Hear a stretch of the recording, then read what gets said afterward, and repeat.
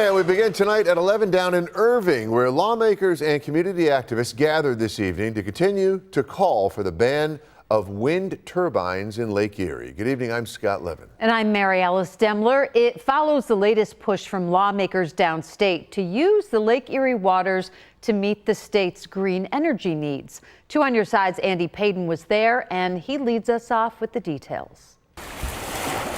Tonight, the shores of Sunset Bay serving as the backdrop for a familiar fight. This was a bad idea 15 years ago, and it's going to continue to be a bad idea. With Republican lawmakers alongside the activist group Citizens Against Wind Turbines in Lake Erie, gathering for the 3rd year in a row to advocate against the installation of wind turbines in Lake Erie. Unfortunately, bad ideas in Albany they're like zombies. They seem to come back to life and march forward again.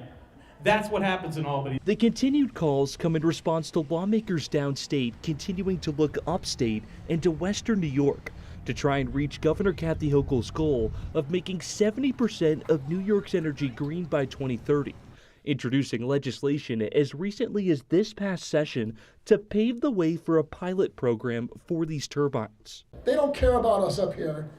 They want to use us, and that's what they've been doing with the wind and solar. They're using us so that their bad policies can stay in effect. But lawmakers in western New York don't feel those downstate should be making upstate decisions and feel that adding these turbines could pose a significant health and environmental risk, something a study conducted by the state back in 2022 confirmed as well. That process that would basically move those toxins now right into our water intakes, where 11 million people get their drinking water. That's a concern a number of municipalities share, with now over 90% of towns in Erie and Chautauqua counties passing resolutions that would oppose adding turbines to Lake Erie.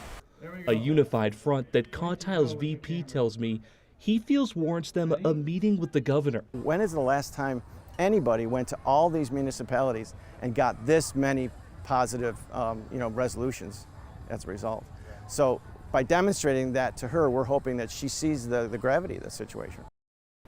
Now, Cawtile tells me their plan is to reach out to Governor Hochul's office within the next week for that sit-down meeting. And tonight, we actually got a statement from the governor's office that we can show you here now, saying that there are no plans to build offshore wind in the Great Lakes. These legislators could better spend their time pushing back against the devastating cuts in Washington that will severely impact their communities. Reporting on your side in the newsroom tonight, Andy Payton, Channel 2 News.